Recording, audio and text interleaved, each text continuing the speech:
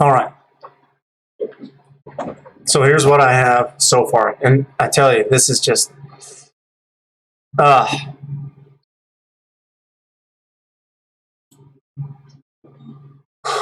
all right. So I think that there needs to be, I'm going to have vocabulary. Let me throw that up. Okay, so right here, a document that has obviously not every vocabulary in the world. Just what's pertinent to what's going on with the news and big business, politicians, the government. We need to have vocabulary laid out, because how can we talk about anything if we don't even know what we're talking about in the first place? So an example of this would be how people have said that anything that a girl doesn't want to happen is some kind of rape.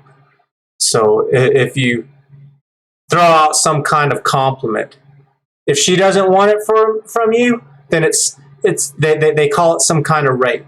If you touch a girl somewhere, just on her shoulder, for example, that's rape, because it's not consent. It's like, duh, obviously that's going to happen. You know why?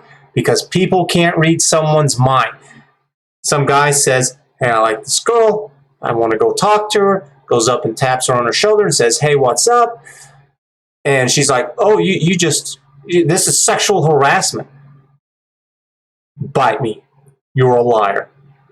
That's not sexual harassment or any variation thereof.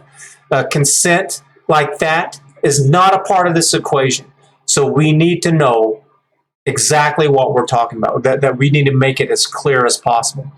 And one of the things that I see that comes up a lot is that platitudes. People use platitudes left and right. So what is a platitude? And this is just taken from Wikipedia. Seems to be a fairly good definition. Doesn't mean that it can be improved upon, because this is Wikipedia after all. But for right now, it's like I can't dwell on this. I have to move on. Whenever there is some kind of mistake that happens, right now what I'm doing is kind of figuring out with the website, how do I need the basics to kind of look like?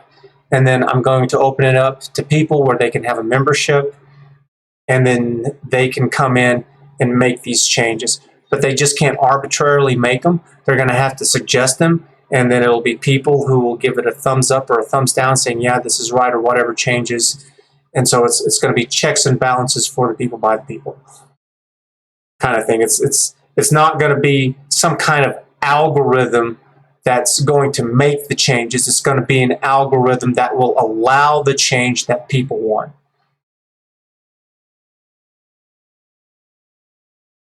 You know, it's just one of I don't know. There's like a million things that I need done with this, and so this is just nothing, which is part of the problem. It's like, where the hell do I begin? So what is a platitude? Platitude is a trite, meaningless, or prosaic statement often used as a thought-terminating cliche aimed at quelling social, emotional, or cognitive unease. So in other words, platitudes, they're not based off of facts. They're to deal with emotions. They're an emotional response to some kind of emotional outburst, but it doesn't make any sense. Anyways, platitudes have been this statement may be true, whatever the platitude statement is, it may be true, but its meaning has been lost due to its excessive use. Platitudes have been criticized as giving a false impression of wisdom, making it easy to accept falsehoods. Politicians are gods at this nonsense. And so then in parentheses, kind of my little clearing of this a little bit is, it's said to get an emotional response, that whenever you hear it, yeah, it might make you feel good, but it has no application whatsoever. So an example of this is virtue signaling. Oh, I feel so good. I'm such a virtuous person. No, you're not. You're a horrible person because this won't do any good at all. In fact, most of the time, it does the opposite. It's harmful. There's a difference between doing something that's easy versus doing something that's right, because usually the right thing is the harder thing. And that's life. It's like giving money to the poor. It's like it's easy to give them money. How much money does it take to raise their IQ, to make them good people? It's like, well, that actually takes work. Because if it was just money, then give me money and make me better too. Let's give everybody money. And let's start with the best people, since they're already higher than the rest, and let's see how high we can push those people. It's like it's never worked. You think that they've never tried this before? What the hell is going to make this next attempt any different than every single other person who said, well, let's give money to the homeless? Grow up. Yep, and so it's said to get an emotional response such as virtue signaling, and it is not a statement of fact. All right. Well then, let's look at some examples with this.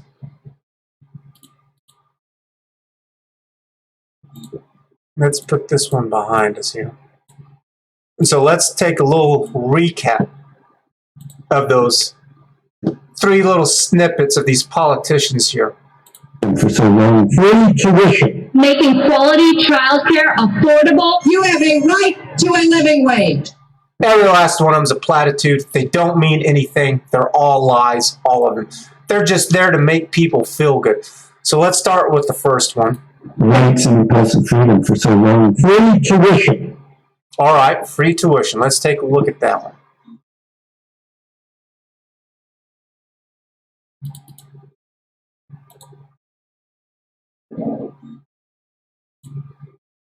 So with this one, this is a different document, and this will get transferred over to the side. And this is obviously concerning politicians, because these 3 examples are taken from politicians. Bernie Sanders, Hillary Clinton, and that chicken in between the 2, I don't know who she is.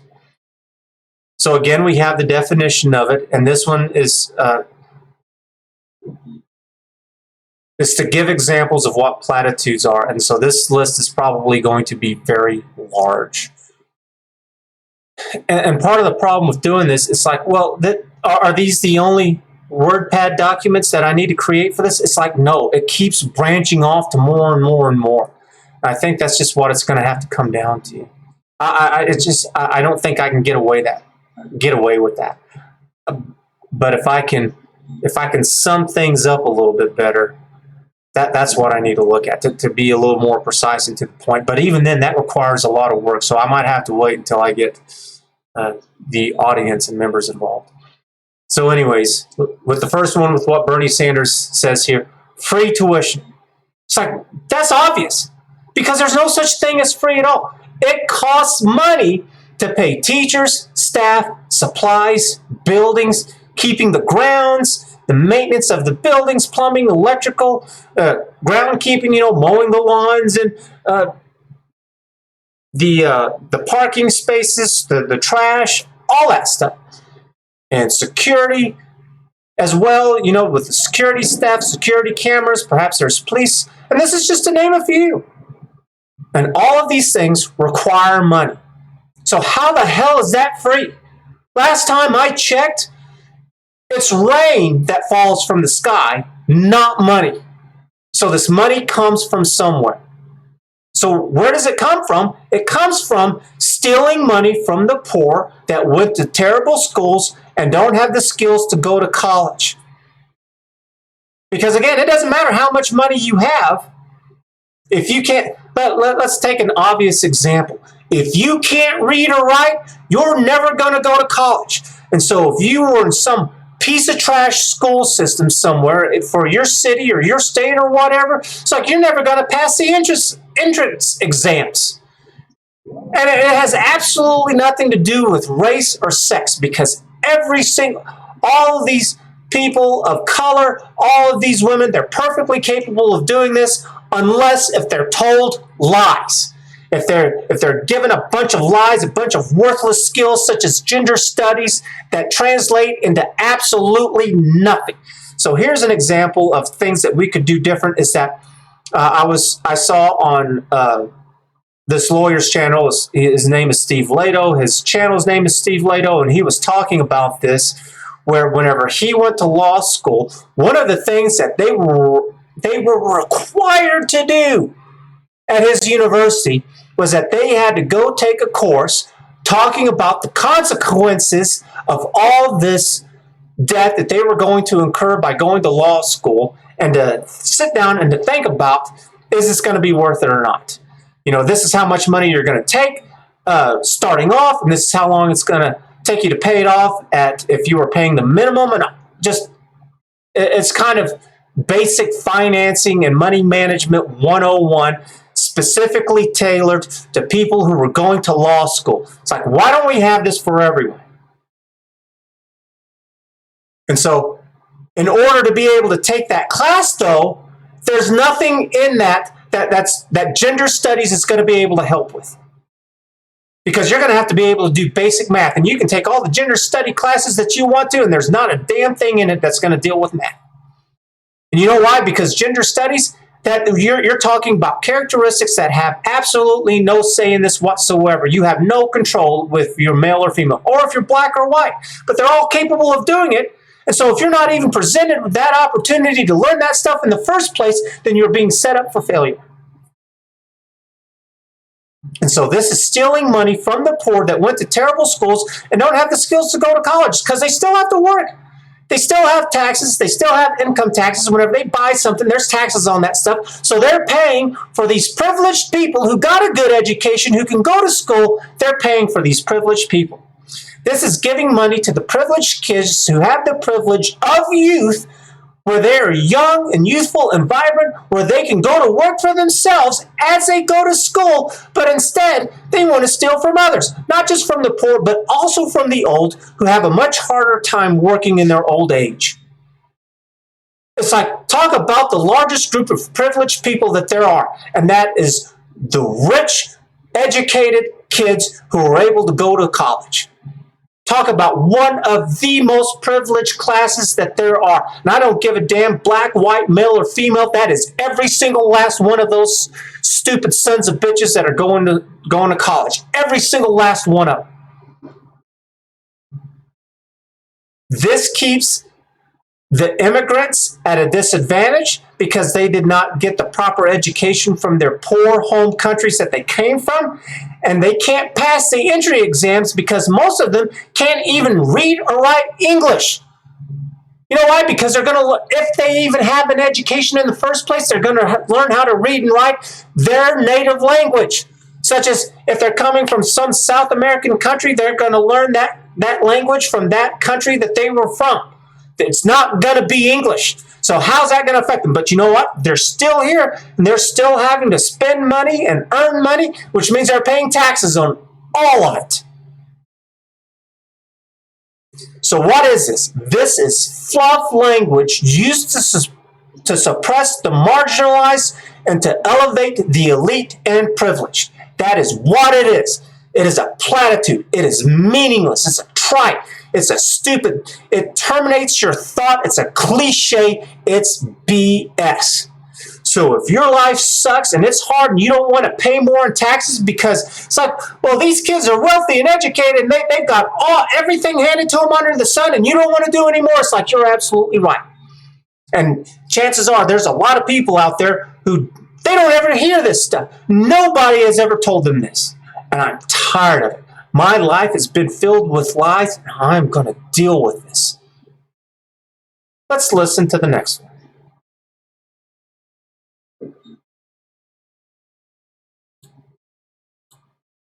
If I can click on it. There we go. Making quality childcare affordable.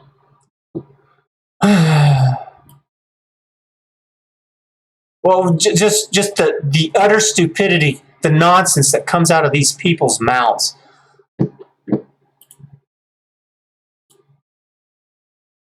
So making quality childcare affordable. And then I put in parentheses, babysitting. Because what are we talking about? This is nothing new because every single person who has ever had a child has... Okay, that it is nothing new because every single person that has ever had a child... I guess if I put a comma in there, that'd make it a little better. That has ever had a child, comma, takes care of their children. So how does this now become something that requires special treatment whenever teens get pregnant, whenever they become parents, and every other single person who's ever had a child? This is being said because families are now small, which they don't have older brothers and sisters to help watch after their younger brothers and siblings like they used to before the 1960s when they didn't have any kind of good contraceptives. So what's an example of that? Mr. Jones? Well, I'm glad you asked. Little Jimmy, little Susie Q. Let's take a look. Got these things sitting on top of each other a little bit too much.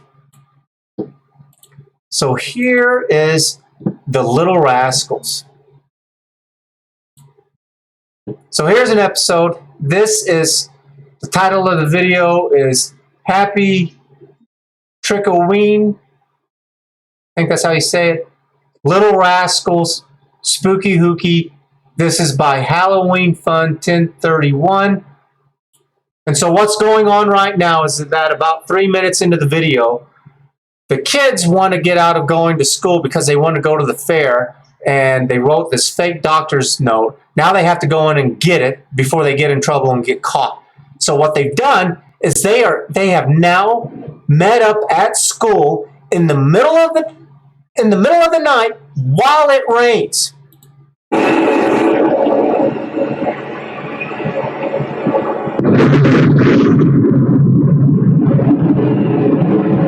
Children get spooky here at night. You did it!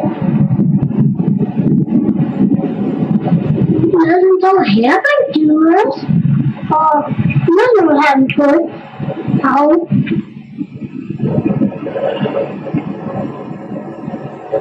I think Porky never spoke.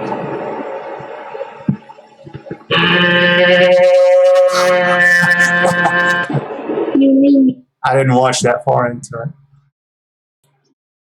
We're going to watch one more. This one might be louder. I haven't changed the settings on my computer or anything like this, but it sounded louder to me. So you might want to have your hand on the knob ready to turn it down or your mouse ready to click.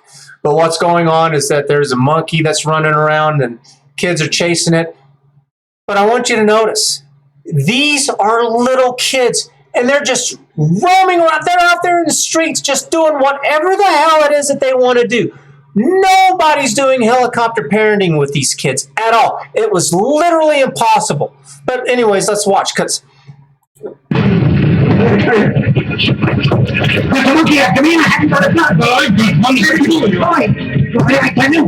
to 3rd and Broadway. A drunken monkey. Shoot to kill. That is all.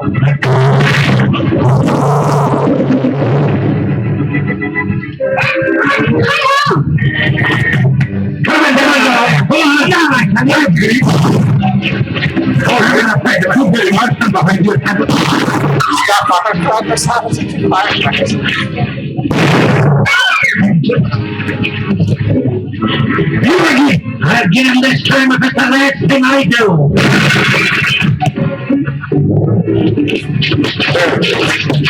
Go ahead, shoot him. Shoot him, will you? Go ahead. Please don't shoot him, mister. That's my brother. Your brother, right? But anyways, there's this group of really small children. They're not teenagers. They're like 6, 7, 8 years old. I mean, they're just running around.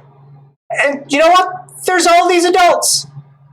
Just in the middle of town, nobody cares at all. There are no video games, there's no movies, there's no malls during this time, or any time prior to this. And this is what kids did. This is not too long after kids stopped working in factories. They didn't stop working the farms, and I know that because my uncles were farmers, and I did that work too. And the reason why was because we had things like tractors and combines, so little kids could do that. And that's why it was little kids doing it instead of armies of the local little towns in these little communities, because you didn't need armies of people anymore. You just needed a few just kids to drive those things, because it's just going up and down the fields, plowing all that stuff and doing harvest or whatever. And so that can do the work of hundreds of people easily. And so now kids had free time. So what did they do? Pretty much whatever. And there were no contraception stuff back then, pills or anything. There's like over 30 of them today. Back then, there wasn't any. There might have been a few, completely unreliable, not on the level that they are today, obviously. And so it's like why with my grandparents, whenever they were talking about their families and all their friends or whatever, their families were huge. So they had brothers and sisters to help out, and no one cared. Nothing happened. This was just normal. Okay. So then whenever we take a look at this, making quality child care affordable? What are you talking about? Quality child care? Whenever I was young, I had 12-year-olds who were babysitting me. You know why? Because I wasn't old enough. Whenever I was in elementary school, I was taking care of the house. I was looking after my little sister, because that's the way that it was. Because it was really easy to have both parents who had to be gone at the same time. Where one parent might have been at work, the other one was running around doing errands, and you just got left at home. Everybody did this constantly, from my cousins to family members to friends, all the time. Being in elementary school, having friends, I'd have friends stay the night, and there was like kind of this treehouse, clubhouse kind of thing out in back. We'd sleep out there, and then we would sneak off at night, and we'd go running around all over the place. We would go to, back in the day, we had these things called VHS tape recorders, and we would go out and we would rent movies and video games at these places and come back and play them. We'd go out at like 11 o'clock at night because they'd still be open. We would walk to them or maybe ride our bikes or skateboards or whatever we had, because Back to the Future was pretty popular back then. And McFly, Michael J. Fox's character got really famous for riding his skateboard around in that movie. And so we did that. Nobody cared. Nothing ever happened. And we'd run into our friends constantly. So what do you mean making childcare affordable? Or in other words, babysitting. This is, for the most part, two groups. This is rich people who have just got it in their minds for some reason that the world is just a scary, horrible place. And that they don't trust their children for some reason, because I guess maybe they're not raising their children because they're narcissistic, looking into themselves instead of into their children. Or that these are people who have made bad decisions, such as single parents, where they can't afford this stuff because they've decided to throw the other parent out of the picture. And it's like, why am I having to work harder to compensate for your bad decision-making skills, your bad actions that you've taken? Nobody's doing this for me. Why are we doing this for you? It's like, you know what would really make things more affordable for these parents who have children and they don't have both parents, is if these people learn to get along and they made better decisions. What this is a system of enabling. There's nothing new, because every single person who's ever had a child takes care of their children. And this can happen at all ages. There are teenagers who do this stuff. So how does this now become something that requires special treatment when teens get pregnant and become parents? This is being said because families are now small, whether they don't have a lot of children or they only have one parent, in which they don't have older brothers and sisters to help watch their younger siblings like they used to have before the 1960s when they didn't have any good contraceptives. The word quality is being used as a fluff word to make a stab at people's emotions instead of talking about the facts. Because what are you really talking about? You're talking about, well, having food, a restroom, playing with kids, maybe having a basic first aid kit, having a nurse on standby to call, are all things that these are all things that kids can and have done before in the past, and that they still do this to this very day. Well, there are still kids who stay at home and they take care of themselves or their younger brothers and sisters. They all do this. I mean, it was to a point where that didn't even happen very much, that whenever you were in elementary school, whenever I was in elementary school, whenever I was living in Hereford, I took myself to school. We didn't leave Hereford and go to elementary, and I did my last year in elementary school after we moved. I rode my bike and my skateboard all over town, saw friends, family members, my cousins, constantly. Nobody ever cared. Nothing ever happened. Whenever we moved to a larger city, still, same thing. Nobody cared. Everybody did. This is a counter argument to man, what a thing that they had these two video snippets back to back. So this is a counter argument to having a livable wage. Jobs that children can perform are not on the same level as other jobs. Making things cheaper will make it easier for one of the parents to be able to stay at home and take care of their kids, which will be better than what strangers do. So what do I mean by that? Okay, well, let's take a look at that last video again. Let's look at that last little piece. So this last clip. You have a right to a living wage. No, you don't. Because not all jobs are the same. Being a babysitter, doing a job that requires no skills that little 12-year-old kids can do. It's like whenever I was doing this stuff, whenever I was watching after younger kids, such as mainly my little sister or my younger cousins, you know what we had? We had to memorize phone numbers, or we had to be given a list of phone numbers to call. So if the adults were going to watch a movie or to eat or something like that, we had to set things up in advance. Oh, hey, Mike, me and the wife are going to go out to eat, and we're going to catch a movie. If something happens with the kids, since we're going to be away from a phone, is it all right if they give you a call? You know, it's like, yeah, Steve, you know, we're practically like family. Thanks, Mike. They know you too, and so we appreciate that. This is where we'll be at. Or sometimes it was, here's the name of the restaurant or the theater or wherever it was that they were going, because you could look it up in these things called phone books and be like, all right, here's the numbers and that you could call and get a hold of. And you know how many times I had to do that? I don't remember doing that once. Not once, because there wasn't any single thing that ever happened that it just couldn't wait. It's like, shut up. You can wait until mom and dad get home. I don't want to hear it. And there was no argument for it, because it was like, that's right. There's nothing that can be done. I'm not going to call them up and disturb them, and then they get pissed off because it was something that could wait. Happened all the time. And, well, that didn't happen all the time, because everybody was perfectly aware of that if you called them up over something stupid, you were going to get it whenever they came back home.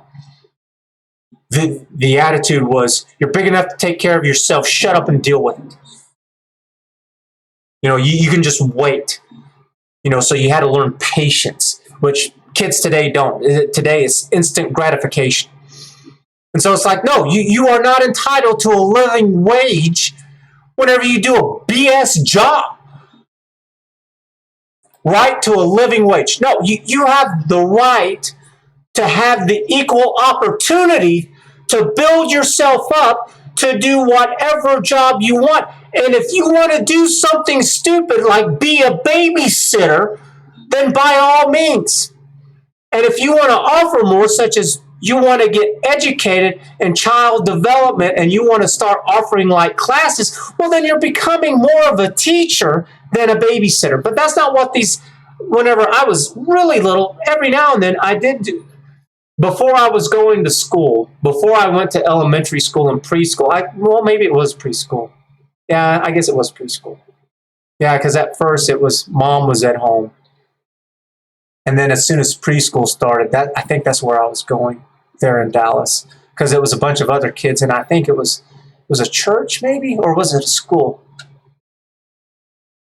I don't remember what it was exactly, but they had a gym and they had little play toys to run around and little tri-wheels and stuff. And started going there because it's like mom had to go back to work. She had to do something, needed more money, because that's the way it is with young parents, is that they have nothing.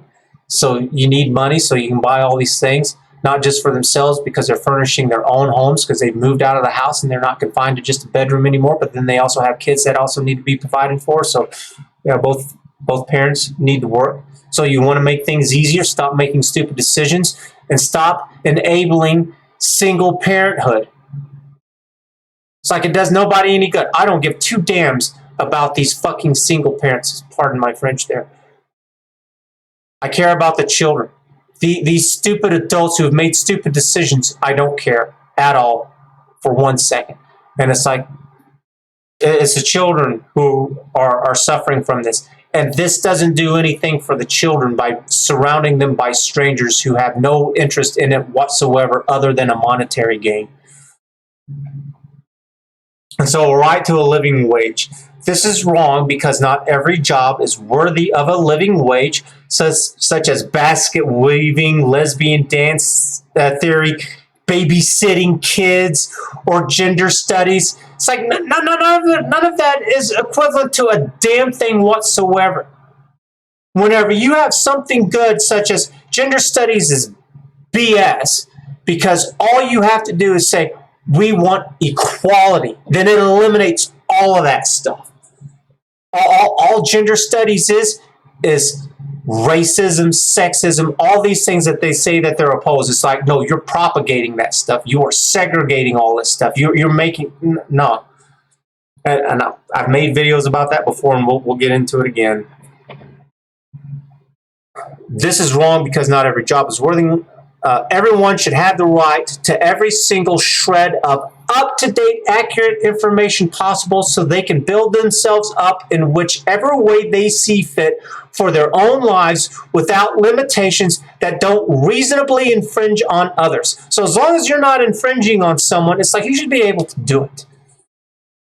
Every single person is unique with their levels of income, levels of education, goals and aspirations, their parents and childhood, friends and experiences. Not everyone wants to focus on materialism. Some want to focus on people, on religion, the environment, innovation, or educating others, to name a few.